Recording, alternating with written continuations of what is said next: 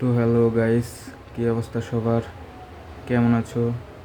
Welcome to my YouTube channel. চলে এলাম নিত্যদিনের রাতের খাবারের রেসিপি নিয়ে।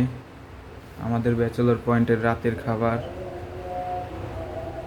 ইলিশ মাছ ভাজতেছি। পরশু দিন যে ইলিশ মাছ আনছিলাম বাজার থেকে, কিছুটা রয়ে গেছিলো, আজ সেগুলো রান্না করব। ইলিশ মাছ ভাজা শেষ, এখন ইলিশ মাছ দিয়ে একটা ভাজা করব পেঁয়াজ আর কাঁচা লঙ্কা দিয়ে। ইলিশ মাছের ঝুড়ি আপনারা কি বলেন তা জানি না, তো অনেকে অনেক নাম বলে, কেউ ঝুড়ি, কেউ চচ্চড়ি, শুকনো, অনেকে অনেক কিছু বলে। ইলিশ মাছ কেটে নিচ্ছি স্লাইসার দিয়ে।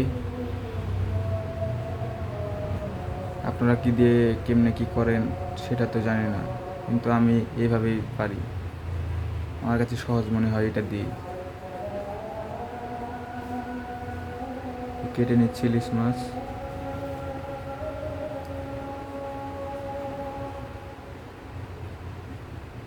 এখন নেড়ে চেড়ে নেব।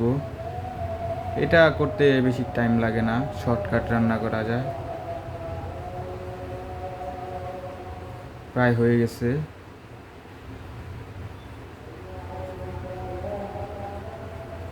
এই যে হয়ে গেছে, এখন নামিয়ে নিচ্ছি। ইলিশ মাছের ঝুড়ি, পেঁয়াজ, কাঁচা লঙ্কা, লবণ, বাস এতটুকুই।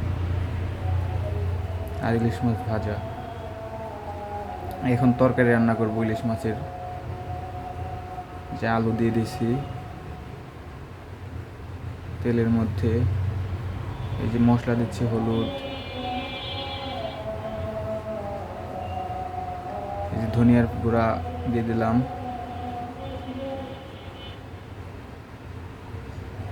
মশলা কষানো শেষ, একটু পানি দিলাম। পানি দিয়ে একটু মশলা কষাবো যাতে মশলাটা সুন্দরভাবে মিক্স হয়, খেতে একটু মজা লাগে। পানি দিয়ে দিয়েছি, তরকারিতে মাছ দিয়ে দিয়েছি। প্রায় হয়ে গেছে।